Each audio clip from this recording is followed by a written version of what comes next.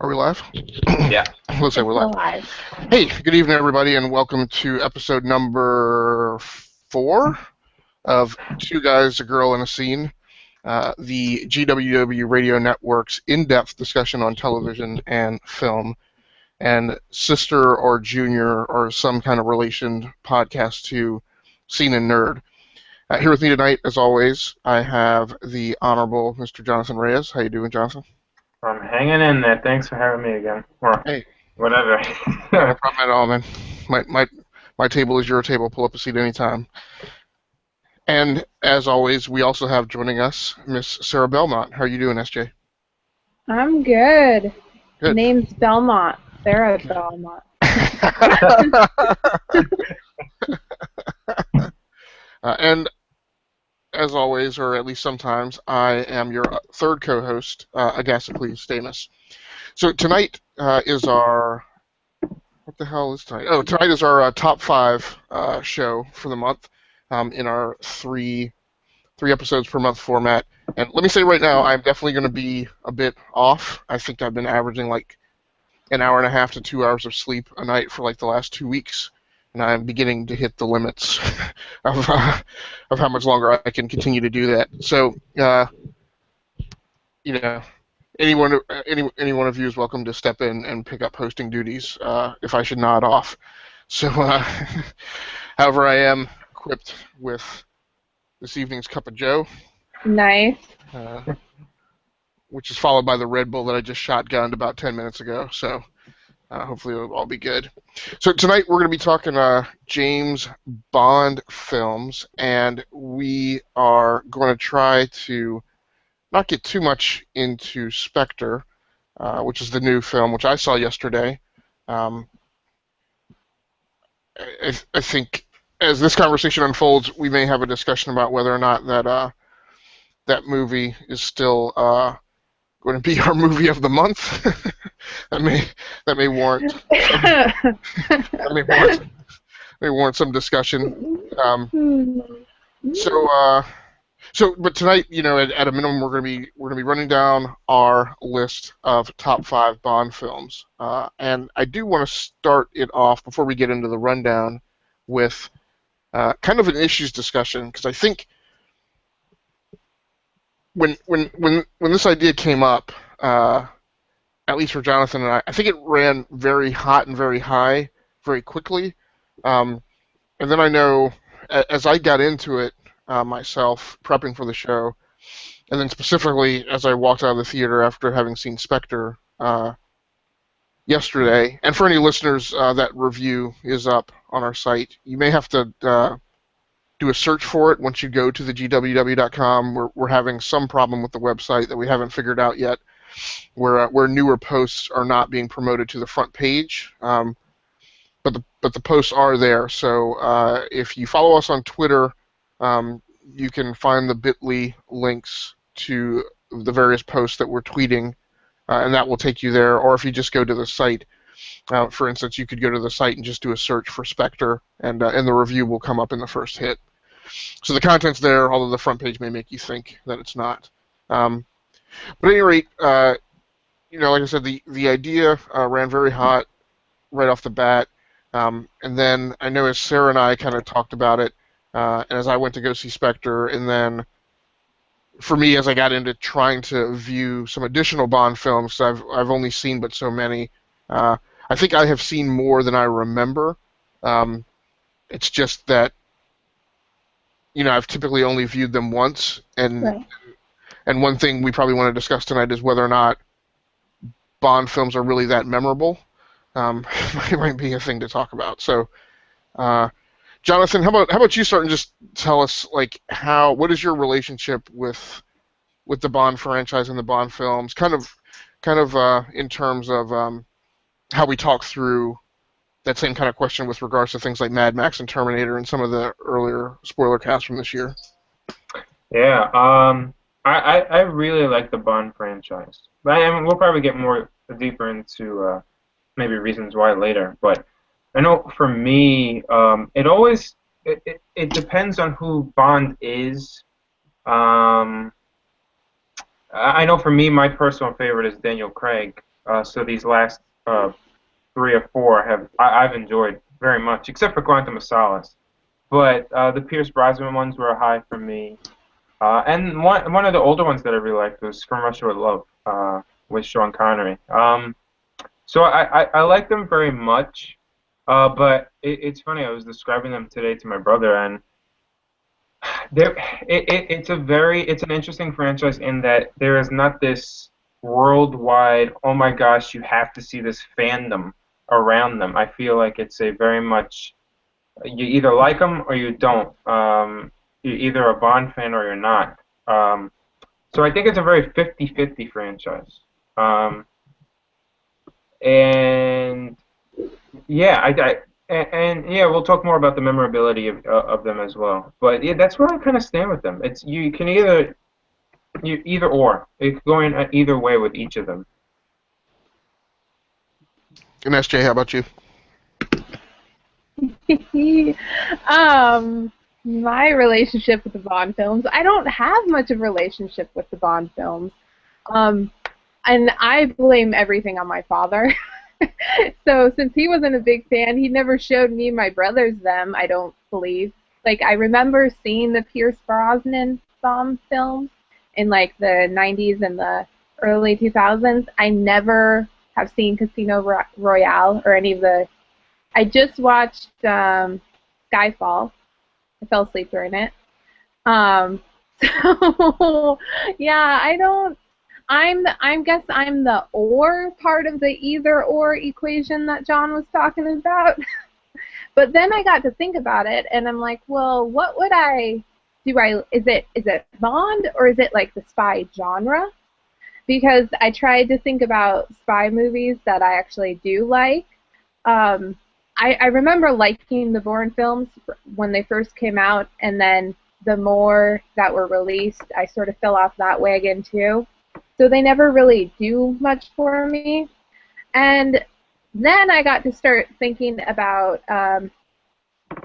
the comic book genre and how right now I'm following Agents of S.H.I.E.L.D. and I really like what they're doing specifically in this season because there's a lot more espionage and it really is like a spy series set in this comic book world. So maybe that's why I'm not, like, I feel like it's much more serialized and you get that, there's more stakes maybe in the TV format than having it on the cinematic with these legacy characters. But, yeah, so I don't have a top 5, actually. I didn't do my homework. I'm sorry. No, that's fine. You're certainly welcome to interject commentary then as Jonathan and I go back and forth. So let me ask you, so where are you or how are you with the Mission Impossible films? Yeah, I was thinking about those, and I've seen the first one, and that's it. I don't know why.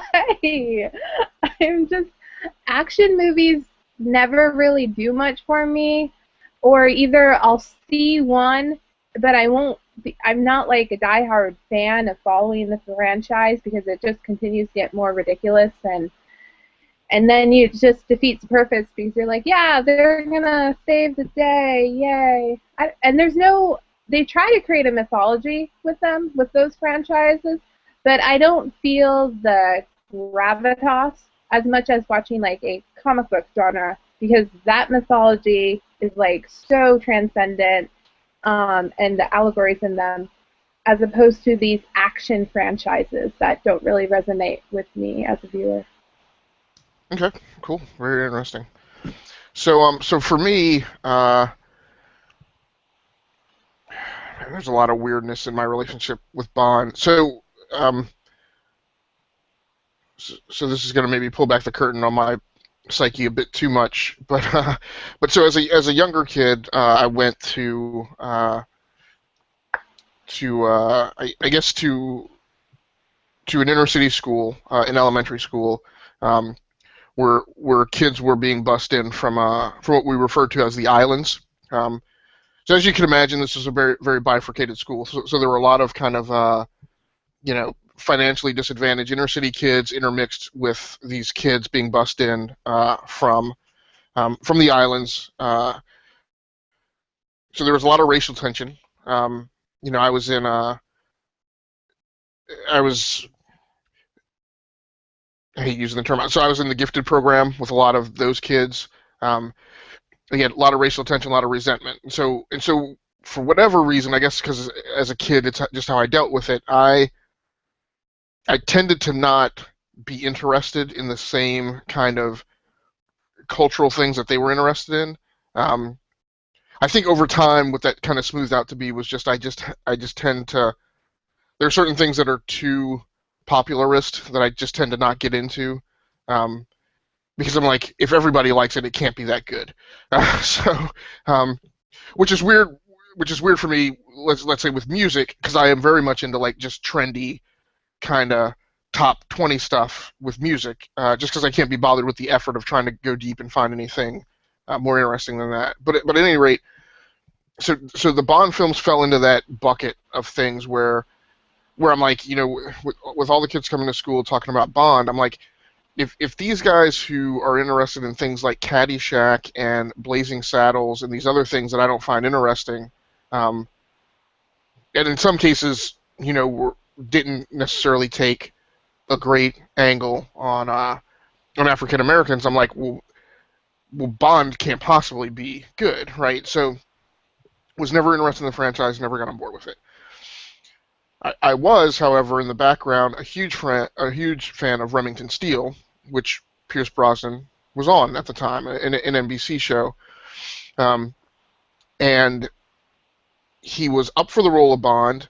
NBC did not release him from his contract on Remington Steele when he was negotiating to be Bond. He had to walk away from that deal, and then NBC subsequently canceled Remington Steele mid-season that year. So Timothy Dalton got hired as Bond. I think Dalton was initially hired for a 4-picture contract, much like most of these guys are.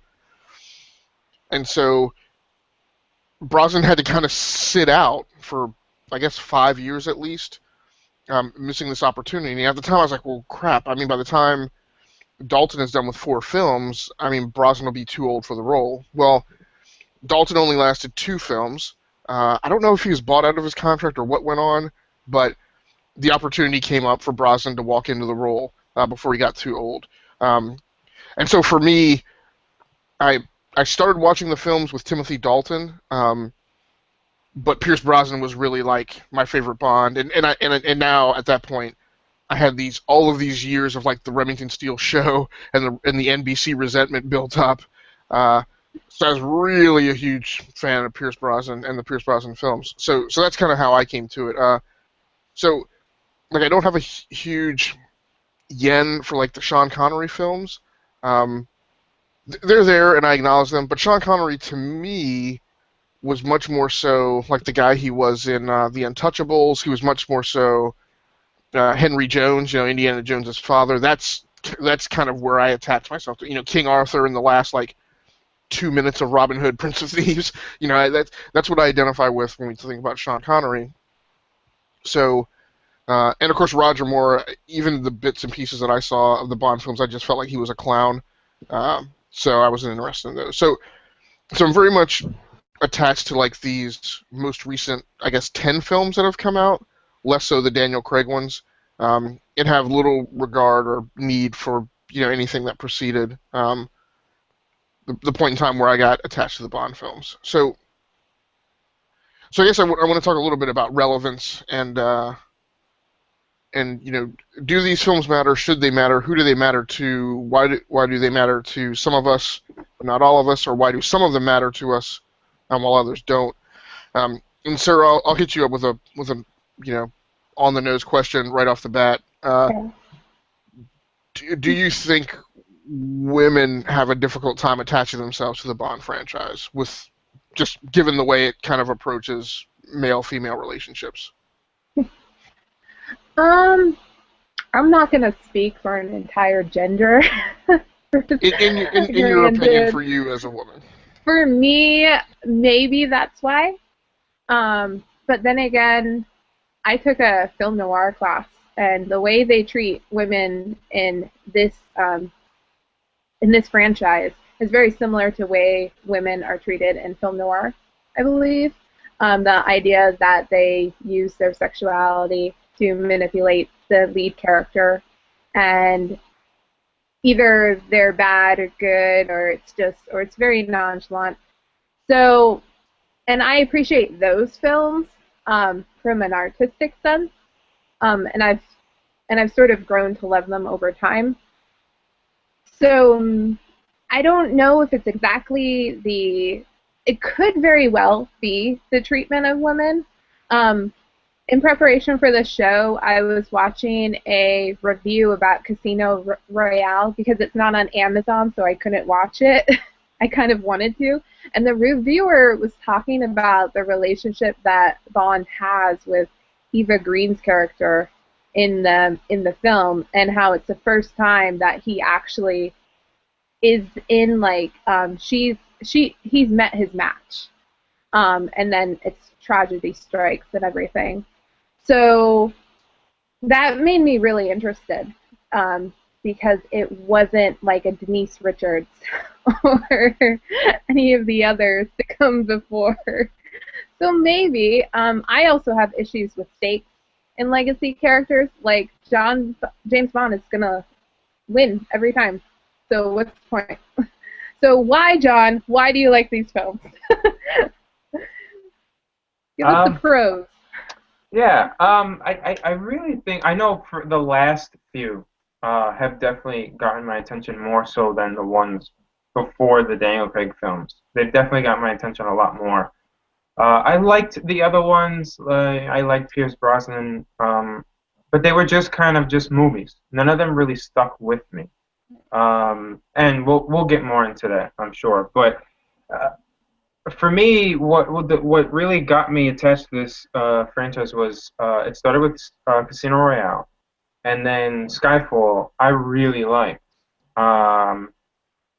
There was just something about seeing Bond for the first time kind of damaged, maybe physically for a point of the film, and then just to see him try and get himself back up. Yeah, and like you said, Sarah, that he's gonna come back. It's almost like the tried and true, like the boxing films. They're gonna come back at the end and be on top.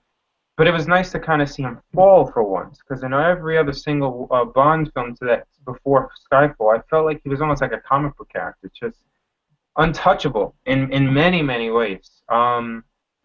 And I don't know. It can be, if made properly, it can be a really good action movie. A really good action movie. And what I've been hearing about Spectre, and I haven't seen it yet, is that I think they went more for the drama instead of the action, which is where it needs to be in between for it to be a perfect film. And it's never going to be a perfect film, because it's Bond. It's just not. It's just one of those tough things to kind of pin down, like saying I like it for this reason. It's really interesting. It's a great question to think about. I know. I just like I could speak about like Daniel Craig, and I just like his physicality he's brought to the role, Right. instead of so much of the I'm a really good-looking guy, and I can kind of sway any woman I want at the bar, which is It's still funny. there. Yeah, go ahead. But it's funny that you touch on that point, because I was doing some research, and Bond started with books by Ian Fleming, Yeah.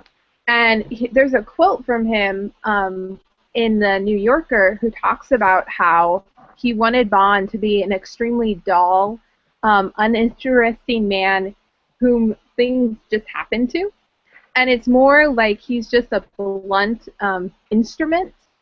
And I think, based on what I've seen in reviews about Daniel Craig's performance, that's actually what he is. Like he represents that more so than the previous, which the previous one, and maybe it's like a generational thing for that time period, because these this franchise franchise has stretched across decades. Yeah. And so as the times change and as the audience's taste changes, these films have to also adapt to meet those standards. And I agree with your point. I'm also learning that it's easier to explain why you don't like something than it is to really pinpoint why you do, which is bizarre. Yeah. But yeah. Well, I think the reason for that, and nobody should take this the wrong way because I fall into this category also. One of the reasons I asked that question is because I feel like, particularly as reviewers, and for myself personally, that I'm on constant guard to make sure that I'm not falling into the trap of just liking something just because, or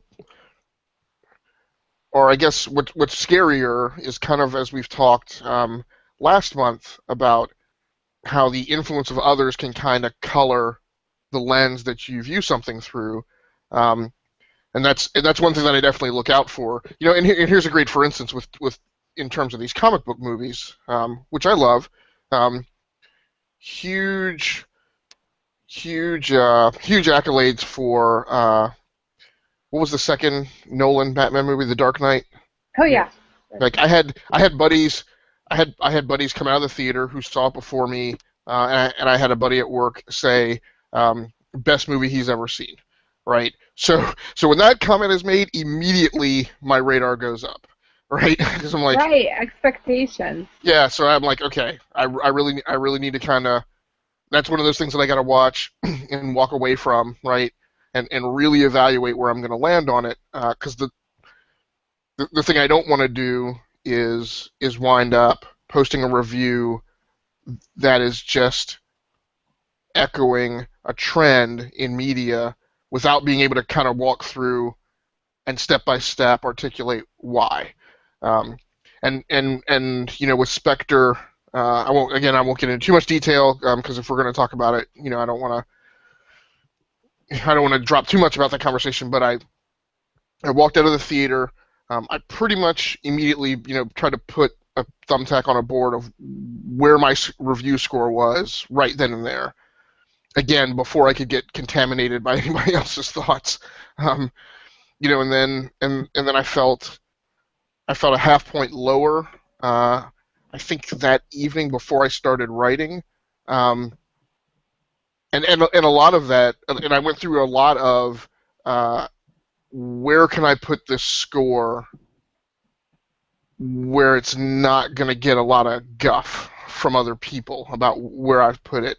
And so I kind of had this band where I was going to allow it, and then by the time I was done writing it, I opened up that band like another full point on either side. So, but that was because I'd kind of gone through excruciating detail about how I felt about the film. So you're right. You guys are right. I think it is harder, but it's the question that I like to ask a lot. Yeah. So I don't let myself get away with anything, and don't let anybody else get away with anything either. In terms of defining why they like or don't like something. Jonathan, you mentioned a thing about why you do like the films. And kind of attaching to one Bond or the other. I think, and this will be a little risky. I'll throw out that there's the potential, particularly for males, who I'll go on record as saying I think might identify with the concept of Bond a little more than women would. Potentially, I'm not saying they do. I'm saying that's a hypothesis, right? And so I wonder if some of it is kind of a coming of age thing, that you. But my feeling is a lot of male viewers of the movie franchise at a certain age will pick their Bond, right? It's the actor who comes along and kind of grafts themselves to your memory in terms of who defines that role for you. For me, it was Pierce Brosnan. Jonathan, it sounds like for you it's Daniel Craig. And then I think that's just a thing that you kind of live with that kind of colors your view on it. Sarah, you mentioned your research that you found about how kind of Daniel Craig represents the role, and I don't know in your research whether or not you've hit this point of kind of why there's been the change, but the big thing about the Pierce Brosnan era films was that the the height of the action had just become so much that uh, that the studio felt they had to kind of crank Bond down a notch in terms of like the special effects and the gadgets. Pierce Brosnan driving the Aston Martin from, or maybe it may have been a Bentley or a BMW, but whatever luxury car he was in, driving it while hunkered down in the back seat with his Nokia phone popped open, acting as the remote control. Things like that, they just felt like had gone over the top. And so when Daniel Craig was brought in, it was supposed to be this whole kind of subdued Bond. One of the things I mentioned in the Spectre review is how at the outset of Casino Royale, he's supposed to not be this ultra-high skill set operative like he had been in the previous Bond films. He was supposed to be a noob. He was relatively new as a 00 in the field. And then they were theoretically kind of ramping him up throughout the series. So anyway, I think that's good talk. Let's go ahead and roll on to our top 5 as best we can. And maybe Sarah, if you hear Jonathan or I again kind of try and get away without defining why, maybe you can. I'm on the why, please. Right. Interesting. Why, John? Why? So, John, I'll let you go ahead and start with your number 5. All right, yeah, this is gonna be a mess, but whatchamacallit? So my 5th, I'm going to go with the bottom few are tougher for me to kind of pinpoint, but I'll have to say, wow, I'm gonna go From Russia with Love.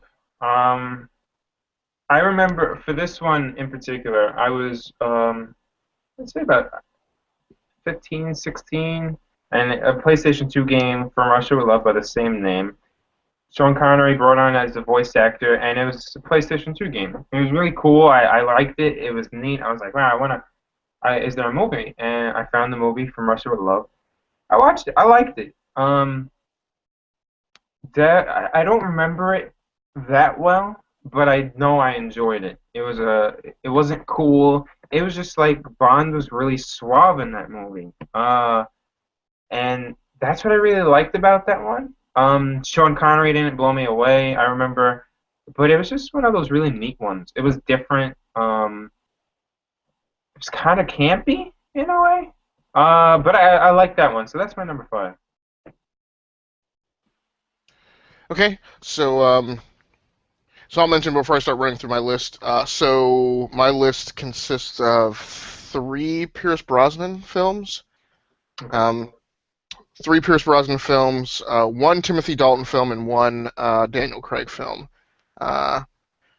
So my number 5 is Tomorrow Never Dies, with Pierce Brosnan, Terry Hatcher, who I definitely had a crush on at the time. And I was a huge Lois and Clark fan. So, and most interestingly, Michelle Yeoh. So, I put this on my list at number 5 because I felt like, for all of the guff that the Pierce Brosnan films got or get, this was the first film where a female operative from another country's intelligence agency was placed in the film.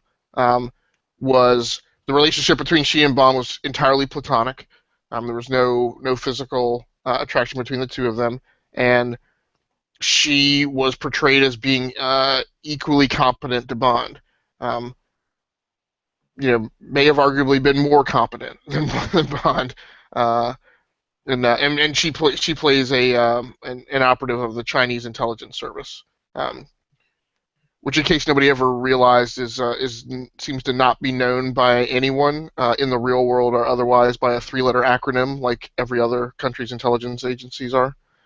Um, so yeah, that's the main reason I picked it at number 5. It didn't have a particularly great villain. I can't remember the actor's name. And some of the scenes of the stealth ship were definitely cheesy.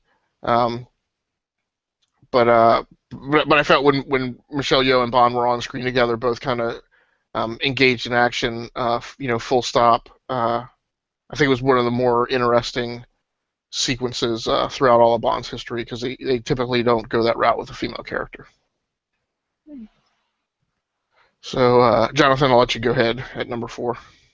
Yeah, like I said, mine are kind of like scrambled all over the place. But for 4, I am gonna go. I'm just like looking at my list to make sure I don't. I'm gonna say The World Is Not Enough. That's the Pierce Brosnan one. I like that one. Dude, like you. All right, Sarah. Now you have to definitely watch him on this one because you definitely need to explain that one. Okay. That's Denise Richards playing Christmas Jones, supposedly a flippin' nuclear physicist. Yep. All right, go ahead. Yeah, I hear you there. Believe me. I just remember seeing this. This was, I think, my first Bond film actually, and it was just like wow, like it just blew me away. Just like the action. Again, it is not the best Bond film, so I agree with you there. But it was I believe this was my first one that I saw, and I just was blown away by the action. Just how like I remember thinking how cool Pierce Brosnan was, and Denise Richards at the time, I just had a crush on her. I was like, oh my god, she's really good looking. I mean, it was amazing.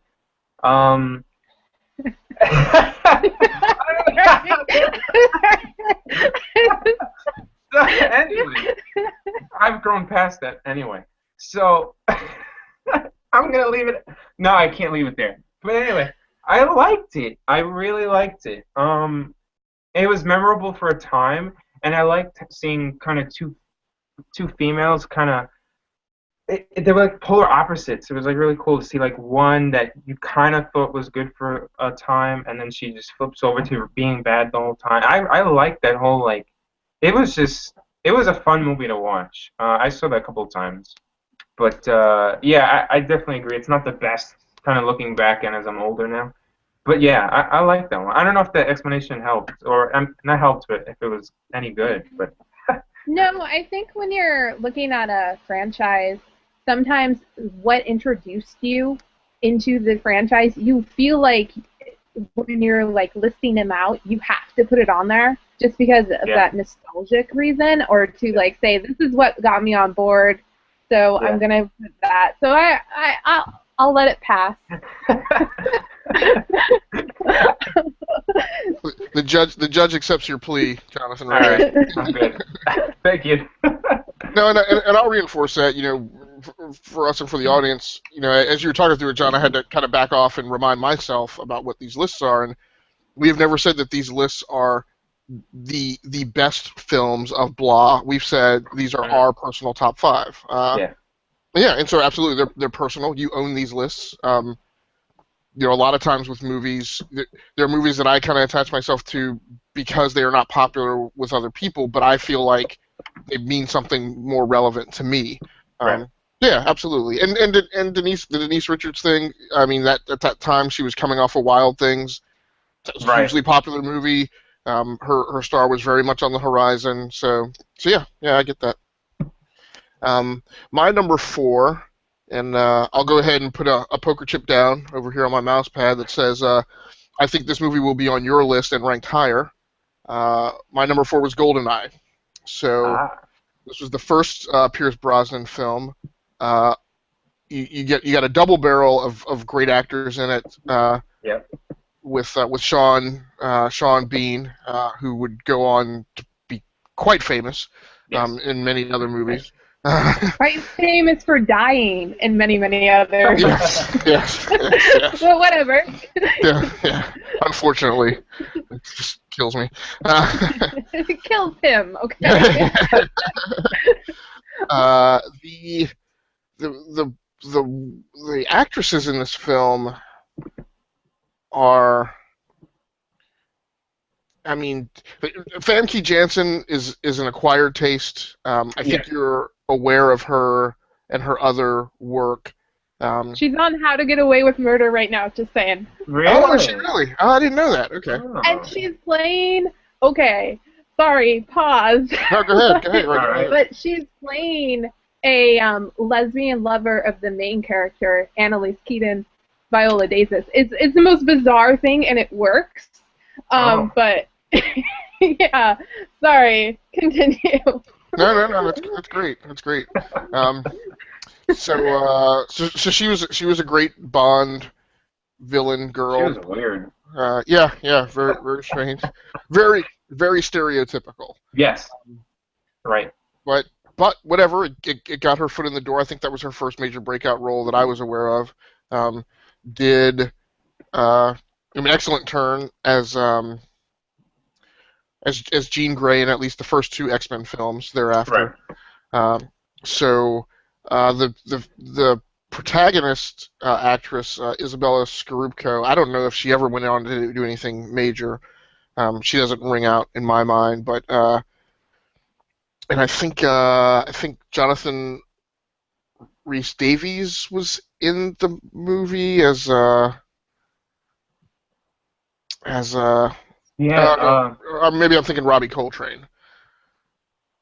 So I think there was a Robbie Coltrane appearance in this one as one of Bond's like former KGB agents. That he used to be an arch enemy of his. But also breakout was I cannot necessarily remember his first names, but Alan Cummings. Oh. Yeah. My boy. Yep. Yeah. Yeah. Eli. Good wife. It all comes back to The Good Wife and How to Get Away with Murder. So I loved, I liked Alan in this film. I also loved him as Nightcrawler in the. Yeah. Was it the Second X-Men? Yeah. Okay. Two. And then was he in the third one at all? He wasn't in the third one. Okay. No. He had he probably read the script and was like, hell no. Right, yeah, very very smartly walked away from that frickin' train wreck. But of course, his famous thing in GoldenEye was the constantly claiming that he was the ruler of the world, master of the world, king of the universe. I can't remember exactly. But did he play the bad guy? He was an assistant to the bad guy, and he was like a computer hacker. So he winds up getting off because Bond, because he has a nervous twitch where he is constantly he's one of these people who constantly clicks the end of a retractable pen. Sure. And Bond gives him one that after you click it a certain amount of times, or if you click it in a certain sequence, it explodes. Naturally. Or freezes you, or something like that. So yeah. He wound up killing himself that way. But and also that is the movie where they brought in, if I'm not mistaken, Dame Judi Dench to play M. Yes. Which I thought is also, like, for me, the thing that sticks out in the Bond films, in the Brosnan films, is what I felt was incredible chemistry between Brosnan and Dench, and not just Brosnan and Dench, but Tony Salmon as well. Yeah. Who, gosh, I can't remember his character. I think his Agent Tanner, I think. Yeah. And I've never really been clear whether or not he was actually a 00 or not a 00. Or Colin Salmon, I think is his name. Who obviously played. Again, I cannot remember the character's name, but played Moira's husband on the first season of Arrow. Right. Love that guy, and played one in the Resident Evil movies. So my number 4 was GoldenEye. What was your number 3, John? I'm gonna. This is probably another one that's gonna be like, oh my God. Die Another Day. It was one of those, you know, it was similar again what did I say? The World Is Not Enough. Similar again. It was one of my first ones. I'm not trying to make an excuse for this one, but this one I know is bad, and every time I think of it, I'm like, this is such a bad Bond movie. To me, more so than The World Is Not Enough. I didn't like Halle Berry in this movie at all. I mean, Rosamund Pike is in there, kind of shot. I I just liked the set pieces were a little more like wow and flashy at the time. Uh, it was decent, but it's memorable, and that's how I'm kind of ranking them. I remember this one a lot. I remember watching this constantly. So yeah, Is there that's my like number a specific sequence that stands out to you three. for Ooh, that one? I remember it's definitely when you find out like the guy's I forgot the character's names, but the guy he's really like the Asian guy, like he's the son of the this is terrible. But like you find out he's another character. He had like plastic surgery done because of a horrible accident, and it was like a whole Naturally. mind Yeah. fake. And I was like, oh my goodness. And and then like yeah, that was definitely it for me. That made So no they sense took at all. Face. Wait, all that popped in my mind was the movie Face Off. I'm like, if you're taking from a Nick Cage movie, you got issues. Oh my god. Yeah, that all that was incoherent. So I don't know what I just Well, you really remembered a lot. yeah. But yeah, so what was it again? Oh yeah, Dinah. So it's forgettable now. Okay. All right. My number three was I find it interesting with you, John, that you said in the first half of the conversation you seemed to indicate that the Brosnan films weren't a big deal to you, Yeah. but two of your three have been Brosnan films. We're just stating the facts, John. No, it's fine. No, and I'm not saying that. I'm not saying that to say that that's not necessarily inconsistent. It's just it's interesting that.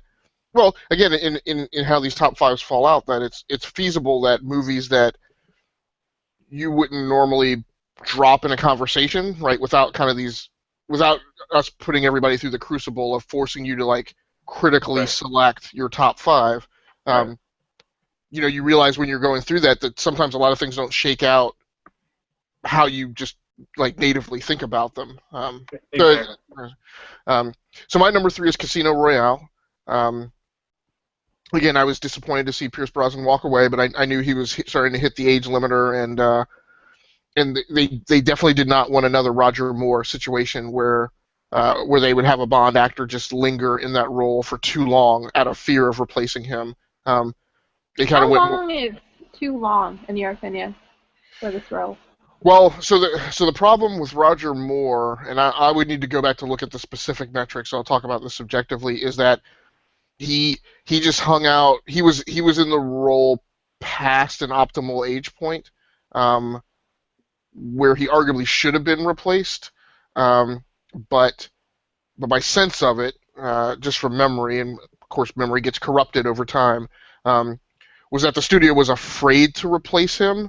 They had gone through the Sean Connery thing of that guy being in the role for so long, but Sean, I think, started younger, and kind of had more time to kind of sit in that role.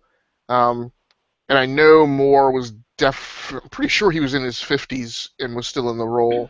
I'm pretty sure. And like I said, there had been discussions of replacing him, and I think he definitely sat in that role for at least one movie, maybe two more. Because again, every time the two times that the studio wanted to pull the trigger on replacing him, they just didn't or couldn't or didn't have the courage to. So Casino Royale. Casino Royale, yes. So I was sad to see Pierce go. I knew in Casino Royale they were going to reset the bar. theoretically it was supposed to be kind of sort of his origin, so it was I guess I would call it a soft reboot.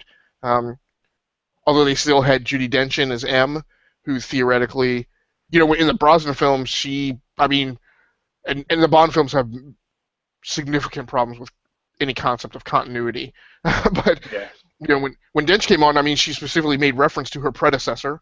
I'm pretty sure John Cleese did as well when he came on as Q. But then they did the soft reboot, and Judi Dench was still M when theoretically she really came on, later in Bond's career. But at any rate, I'm a fan of hers, so I was glad to see her still there. Yeah.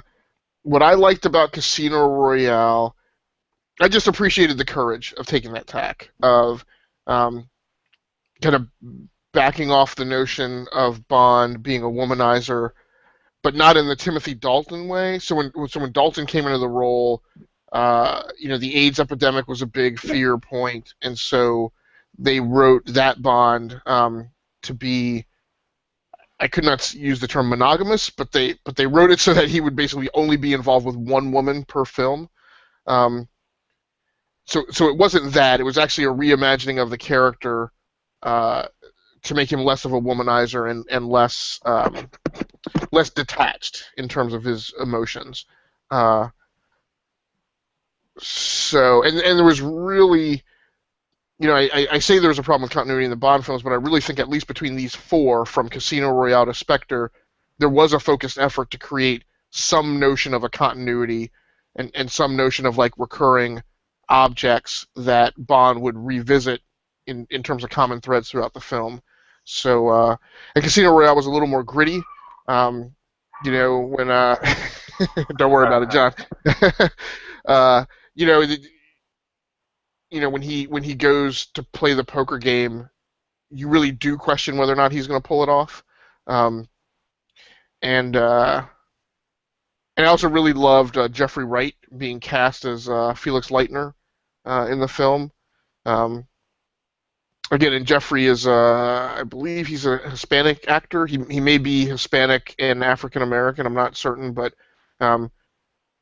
just recasting that role and completely opening up the aperture on what ethnicity the actor could be who would portray that role, I thought was awesome.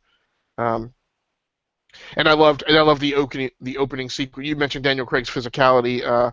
I love the opening sequence where he's kind of doing parkour, going through, I think it's a Middle Eastern city, or that opening sequence is in terms of trying to chase the kid down who's running away from him. So that's my pick.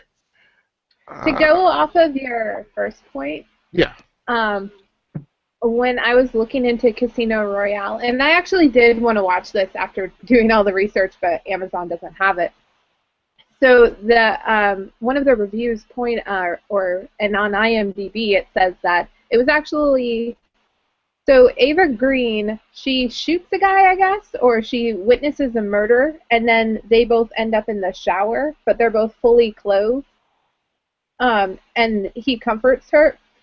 Daniel, initially in the script, she was supposed to appear in her underwear, but Daniel Craig was the one who pointed out that she wouldn't have time. Like, she's supposed to be emotionally scarred. Why would she take the time to take off all her clothes?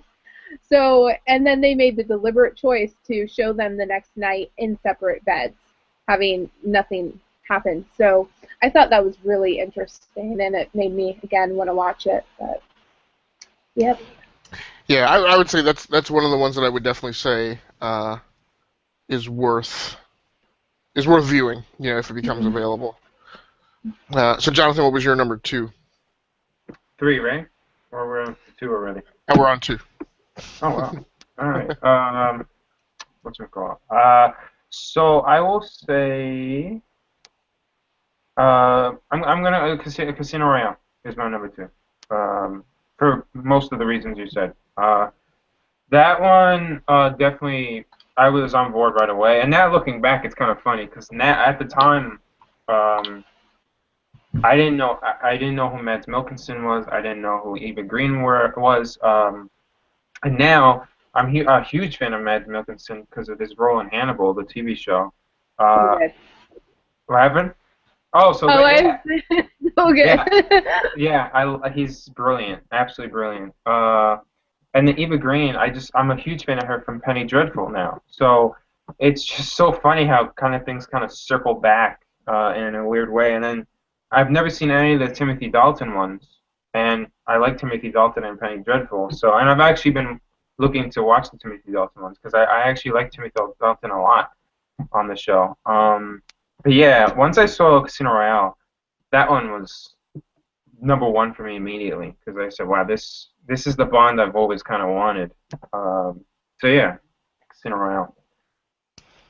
Okay.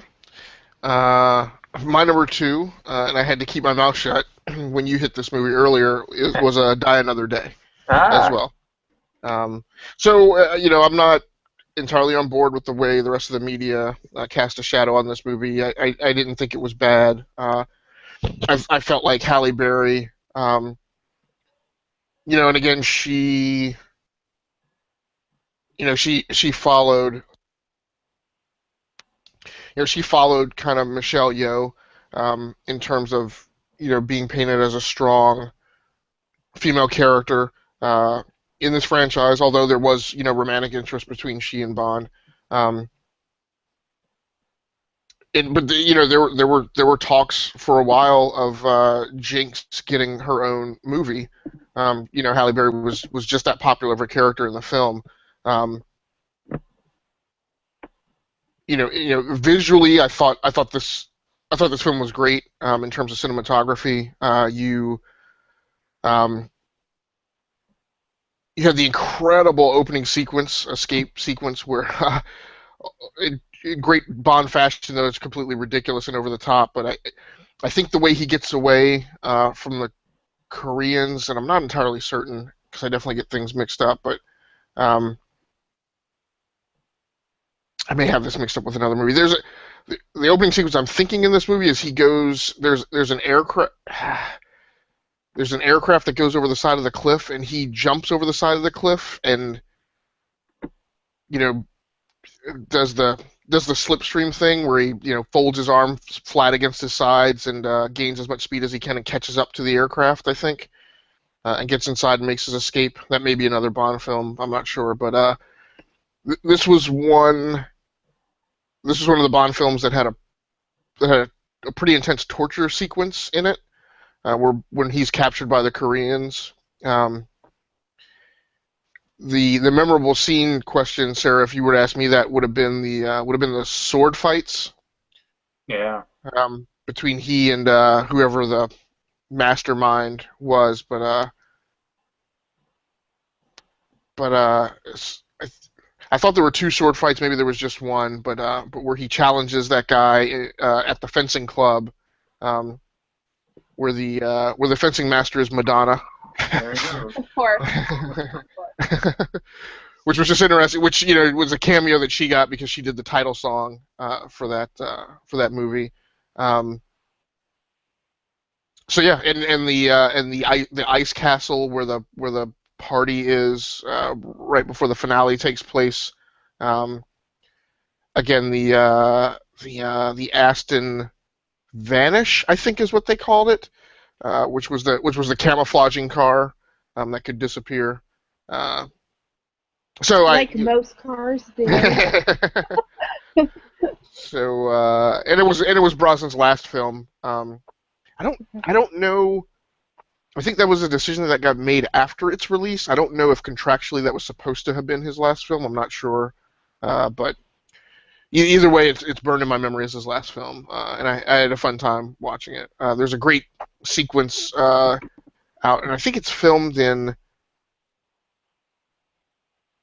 I can't remember. I think it's supposed to be Antarctica, but it was actually filmed in Norway or something like that. But there's several great scenes filmed with him just going across these enormous and long distance ice flows or icebergs, which is this great open expanse of ice that were shot really well, I thought.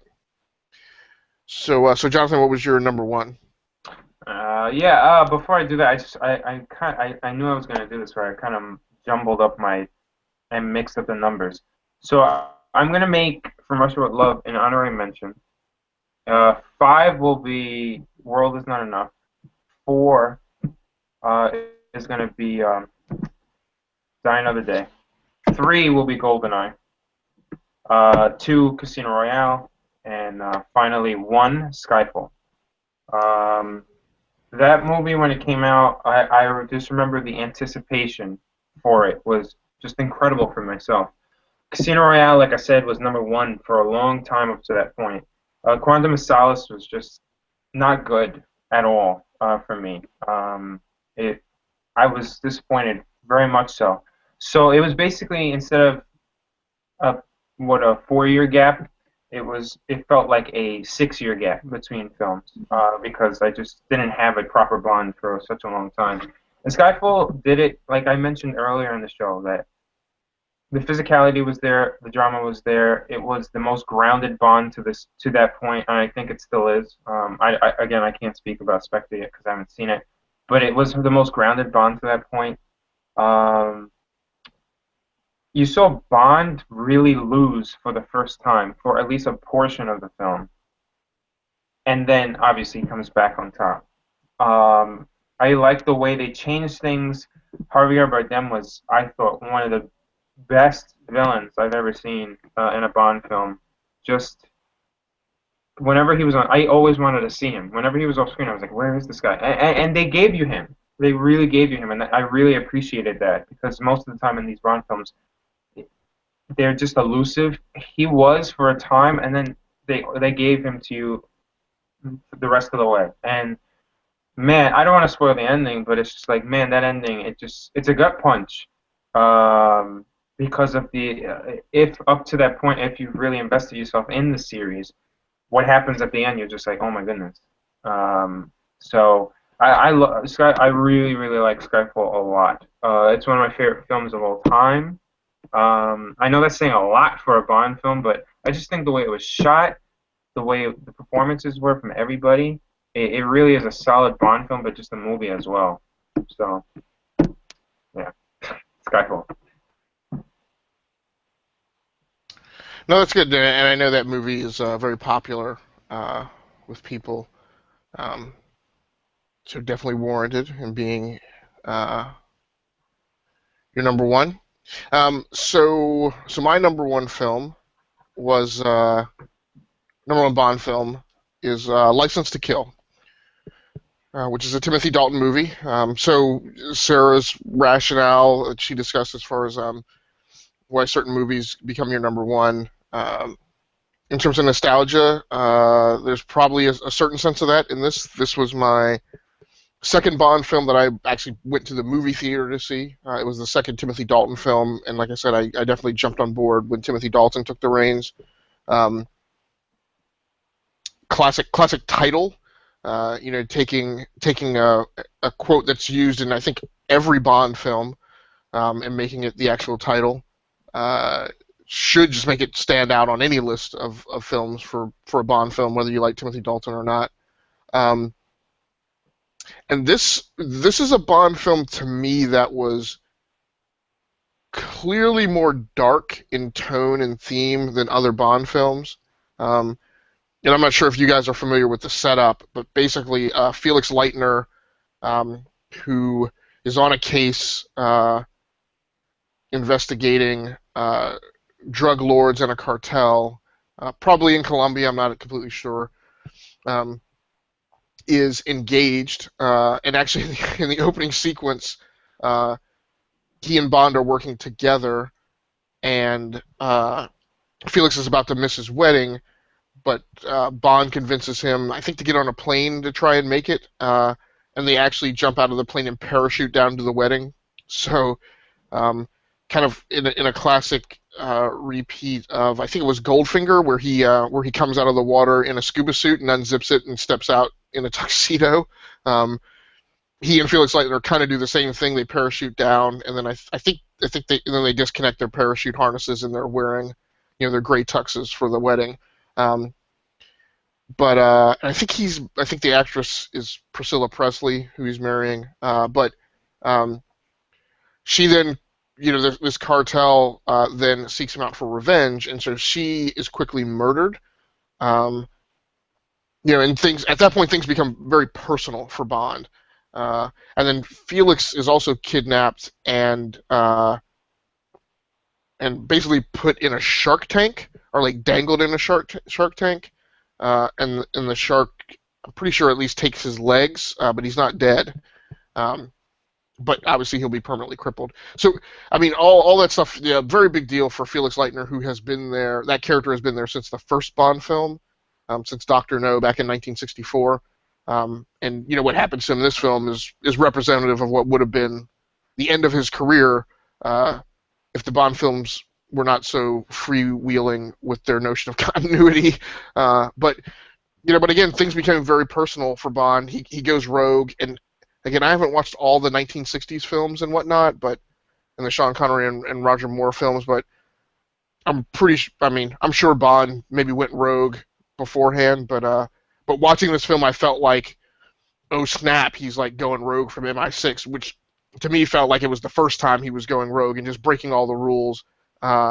His license to kill was revoked, but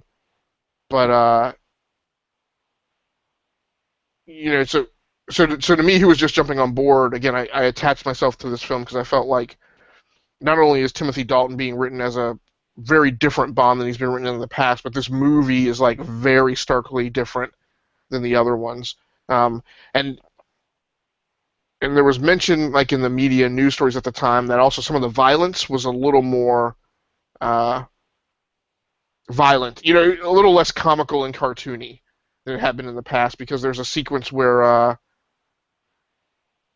don't know if Bond did it, but somewhere there's a sliding glass door that is rigged to just snap shut at high speed, and Bond basically kills a guy by luring him in through that door, and it snaps closed on him, and the door pulls back, and it's like drenched in blood all the way down. So again, just starkly different. So and it was drugs, which was kind of more of a, at the time Miami Vice was very big, or had been big in recent history, so it was just a little more gritty and down at street level kind of crime than the Bond characters normally associated with, and again, very violent. So that was my number one. Yay! Hey, we got through the list. Benicio del Toro was actually in that film. Obviously very, very, very early in his career. So yeah, Robert Davi was the villain. So very good, very good, very interesting. I completely have no problems with John taking free license to juggle his list mid-podcast. So many rules, so many... I gotta figure out his sentence. I'm working on it. But I did want to, I got 2 points, because that's what I was listening, I was formulating these. But it was very interesting to hear you guys talk about the Brosnan films and then the Craig films. And it goes back to what was mentioned earlier on in the discussion about this expanding decades, and as the times change, so does the franchise have to adapt. And but the Brosnan films took place in the 90s and early 2000s, simultaneously with like the Schumacher Batman films. And in both cases, those franchises just like put all the gadgets out there, went like very cheesy, very comical, and to the point where then in the mid-2000s, you had the Nolan films appear for Batman and sort of reboot it and make it dark, make it gritty, do the origin story, and then the Craig film came out doing the same thing only for Bond. So it's very coincidental that those two timelines. And then in addition, we were talking earlier about how maybe females can identify with Bond because of how those roles are portrayed in the series as the Bond girls. But when you guys were talking about each of your films on your list, there was an emphasis placed on the female characters and their relationship to Bond and how it was either different and it stuck out in comparison to all the ones before. So those are some things that I noticed that I thought was really interesting. And both of those are like incredibly insightful. Thank you. I would have never made the connection between the Batman film evolution and the Bond film evolution being similar across those periods of time. And very insightful to also call out that, of all the things you consider, all the things that make a Bond film, that the ones Jonathan and I both keyed in on were the ones that took a different approach to how women are portrayed in Bond films typically. So I want to close up kind of in that vein, Sarah, that you mentioned is maybe kind of quickly talking through our relevance of the Bond franchise in the 21st century. So, Jonathan, I'll start with you for closing remarks. So there have been 26 Bond films at this point. You and I have just talked through our top 5. A lot of those are the more recent films. Neither of us really reached that far back into our bag for the Sean Connery and Roger Moore films. We're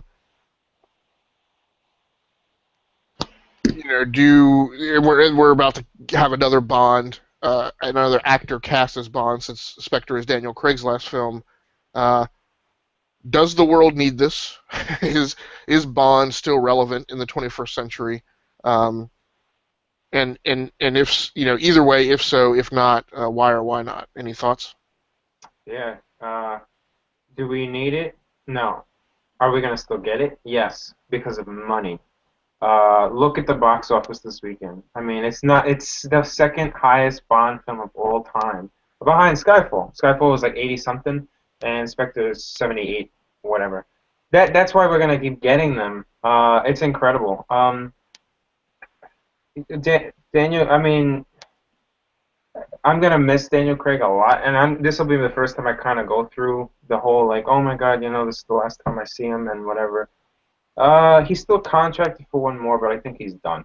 I'm kind of going off on a tangent now about this, but it's just like, yeah, do we need it? No, we don't, because it can be filled in so easily with other movies that do it better, like a Rogue Nation, for example, that just does it better. And then we've got so many other cinematic films that are 4 years later from Skyfall, or whatever, how many years it's been, we've gotten Guardians of the Galaxy, Avengers, all those movies in between, and those films do action better. And I just feel like movies like Mission Impossible, they nail similar storylines much better. They're written a lot better, and the thing that attracts people to Bond is just the character himself, and then the Bond girl that they always have to bring up.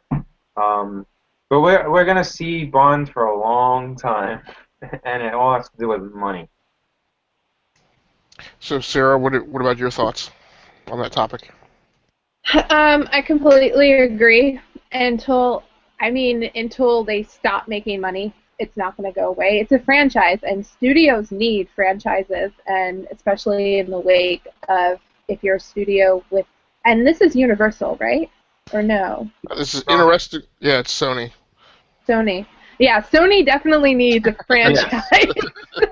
So they're not going to let it die anytime soon. That being said, if Spectre is Daniel Craig's last film and they need to recast, I would place my money on with the changing of the times, that either a minority or maybe even if you do a gender swap.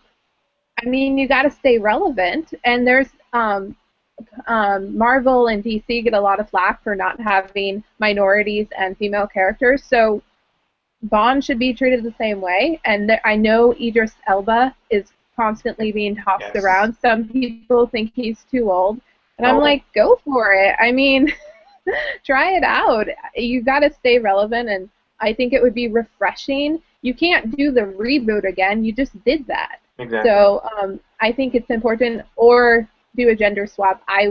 That would be extremely interesting if they went that route. I don't see it ever happening, but no. So yeah. Yeah, either one of those would be interesting to me. So for me on this topic, and again, I'm coming off, as having seen Spectre. Um, I will say it's whether or not I remain interested in this franchise is entirely dependent upon who gets cast as Bond. Um, if the actor is not a known formula for me, and if the actor is not, in that interest area of people that I just want to see, um, they have to be beyond the, oh yeah, it'd be interesting. It would have to be somebody that it might have to be somebody that I'm literally in love with as an actor. Um, because watching Spectre, and when I was watching it, it was on the heels of the things you and I had discussed in the chat, Sarah, or at least maybe things you had said that I hadn't responded to at that point. But I was watching it and I was like, why is this relevant again? Like, why am I like I just yeah, and I like spy movies. Is it also because for now these movies are being released in November when it's a popcorn film, so shouldn't it be released like in the summer and that more make it feel better? I so kind of as you know the, the veiled meaning behind this question about like distribution of when movies drop in a Mm-hmm. year. I'm very agnostic to seasons. I like so this month for me, the month of November, it's Thanksgiving. I'm in a job now where I have Veterans Day off, which I've never had before. Nice. um, my birthday is this month. When my in-laws come into town, typically my father-in-law, always go see a movie. That's in this genre of film that we typically can't go see with our wives. So I'm completely for Bond films dropping in November. I have no issues with that. It's just part of my problem with the films now, and which is why I question whether or not they're needed anymore. Is the unfortunate thing is with Bond as a franchise, you can't get away from the 26 films and 51 years of baggage that whole franchise now has to drag around with it. Um, I think the Daniel Craig approach allowed those movies to have some level of freedom because because they rebooted it and they restarted it, but it's going to be difficult the next time around. Basically, the only way you can make a Bond film unique is to deliberately not do anything that the preceding Bond films have done, which is kind of a contrivance and gives you a more limited playing field. Uh, there were things, as a for instance, and I'll pull back the curtain a little bit on my Spectre review. I realized watching this movie that they have done so many things with the casting to try and deliberately skew this four-movie part of the franchise away from the past that it's left holes and it's created problems. Like those two films where we didn't have a Q, and then this injection of a Q that is drastically different from the previous Qs creates a problem. Same thing with Moneypenny, creates a problem. There are certain likable elements of the film that, in an effort to differentiate themselves, they've taken them off the playing board and created problems in the franchise. So, and again, I'm sorry. Go ahead. Oh, I was just gonna say it's interesting you bring up Q because I did watch Skyfall, and a scene that stuck out to me is when Q and James are in the art gallery and they're talking like old school tactics and new school tactics, and for whatever reason, that scene, just the banter between the two really played well and it popped to me. And Q, I don't know, I kind of got a crush on Q after that. Like the smart guys. No, and I haven't seen Skyfall, but I could see where the interrelationship between the two of them would work in a certain movie and not work in another. Spectre is very gritty. Again, in terms of the comicness and the cartooniness that Bond films can sometimes be, Casino Royale was fairly dark. Yes. Spectre is another dungeon level below, because they dredge up all this stuff about Bond's past. Right. The enemy is essentially an enemy of Bond. It's all of Bond's villains are typically these guys who are trying to rule the world, but this guy is almost specifically engineered around making life horrible for James Bond, and the interrelationship with this particular Q, in that type of setup, I felt like the setup was too serious to try and play on the interaction of a significantly older James Bond with a significantly younger Q. But that's just the effect I got out of the movie. So, I unfortunately, and I know some fans hate when I say this, I feel the same way about this franchise as I felt about Mad Max. I think this would be perfectly fine with me if this were the last Bond film for 10, 15 years, and then they kind of gave it some idle time and then just kind of cleared the table and reset the whole thing. For me personally, I think again, unless the actor who's cast is just something amazing, I think I'm done physically going to the movie theater to see these. And I'll just maybe watch them when they become available on Netflix. It's hard for me to see a plot that would make this interesting for me to go see again. That's just me. All right, guys. Well, thanks a lot. I know everybody's tired and exhausted, and we, in fact, still went longer than I wanted. I thought when we started we'd be out of here in like 30 minutes. Jeez, John, could you stop talking? All right. So, if anybody wants to catch up with us, they can catch up with all of us on Geeks with Wives, which is now TheGWW.com. If anybody wants to catch up with Jonathan Reyes, he is on Twitter at WordyNerdy. That's a W-E, the WERDYNERDY. If you want to catch up with me, you can catch me on Twitter at Agasicles Stamas. That's 2 S's in the middle. And if you want to catch up with Sarah on Twitter, she's going to have to tell you her own Twitter handle because I get it mixed up. I get it mixed up with your email address all the time, especially since I refer to you as SJ. Okay. It's Sorry. not the same. Okay, it's at SJ Belmont. Okay, all right. That's it. That's what I was going to say, but I had too much fear of screwing it up. So. And you can hear us, and you can hear me and Agasicles on the Scene and Nerd podcast to talk film, or TV actually, mainly. Yes. Yeah. All right, guys. Well, thanks a lot. I really appreciate it. Thanks so much for joining in. We will see you next week with our TV and issues episode. I guess. Yeah. Unless we change our minds. Yes. We might.